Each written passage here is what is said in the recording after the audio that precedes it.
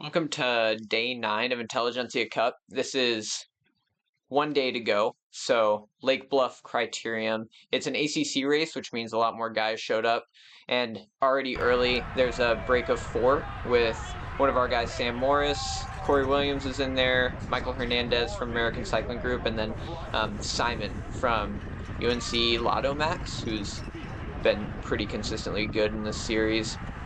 Because we have a guy up there, we're willing to block, and so is Legion, so they get a pretty good gap early on, and the pace just kind of gets slowed down. In the beginning of this race, it's actually pretty slow, or pretty fast, rather. The course allows it to be very strung out on this backstretch where I'm moving up here. You can see I kind of get in the Legion train, trying not to chop those guys up too bad, but I ended up sucking some momentum out of it, and then coming around these corners, it's very hard to pass into this back stretch. And then in the front stretch, there's usually a little bit of a swarm, but it's still very fast and pretty wide open. So the front stretch is probably one of the easier spots to pass, but you've already done a lot of work just to stay in.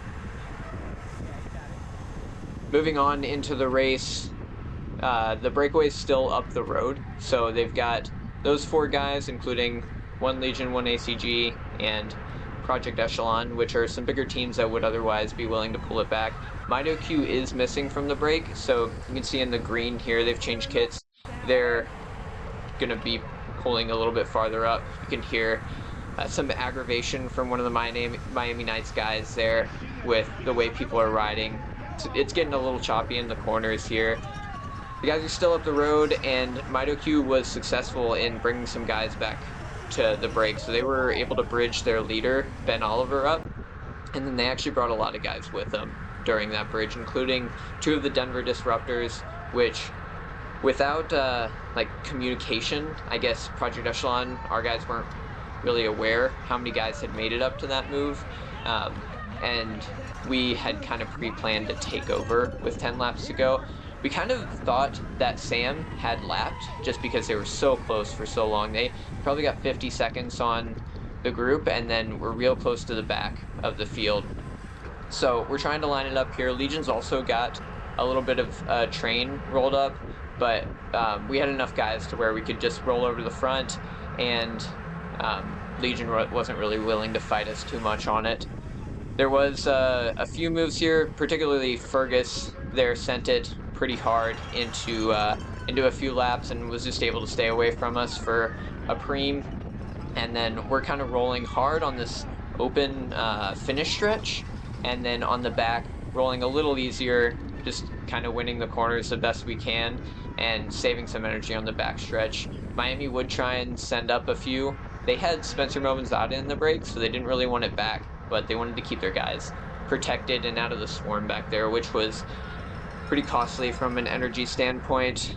We were pretty proud of our ability to just kind of take the front here. We had enough guys at the end and had a good rotation set up with Peter, me, and John, and then had Cade and Ethan doing a little sweep and staying protected on the back. Coming in through the finish straight here, this is where you would get swarmed. You can see there's only a few laps to go. There's like 3 laps to go here, but this is when teams could move up given a good match and would be able to get around you. So we had to do kind of a defensive line, and then on this backstretch of the same lap, Legion was able to get 2 guys over us, one at a time. Here Ty comes around and he looks back thinking I'm Sam. He says, "Come on, Sam," and then realized quickly that we had separated Sam off his wheel. And then we come into the final corner here, and Sam's actually able to chop up into that, but now they're separated again, and I just don't think they're willing to burn that much of a match for 12th place there, especially when they've got a guy in the breakaway. We asked Sam if he wanted to get in just to kind of help keep the pace high and maybe save a little energy, but yeah, he wasn't too stoked on pulling hard for Ty to get 12th in the sprint. We come through with 2 laps to go, and this was kind of my last match here, pulling pretty hard on the straight just to keep teams from choking up on us and keep Cade protected. I end up getting back on the train for most of the last lap, and then just kind of faded back through because I was pretty burnt. But ACG would get their group up here. You can see Danny Summerhill, who's actually leading the ACC in the red there, and then Ty's trying to choke up pretty good.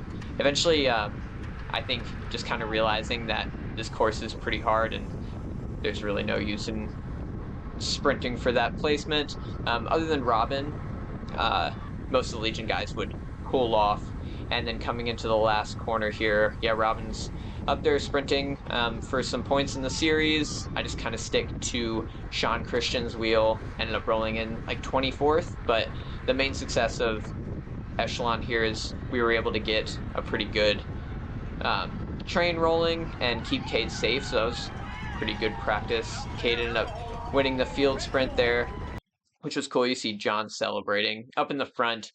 Spencer Movinzada actually sent it into the last corner, so had a little bit of a gap in front of this breakaway, and then he would end up rolling in third. I think, yeah, two guys caught him in the sprint, so Simon Daniels would go on to win the race there in the UNC kit. He's sitting fourth wheel, and then Ben Oliver would get second, who's the ACC leaders.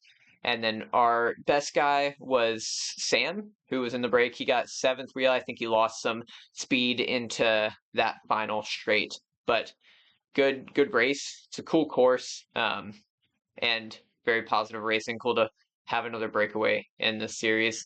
Thanks for watching so far, everybody. See ya.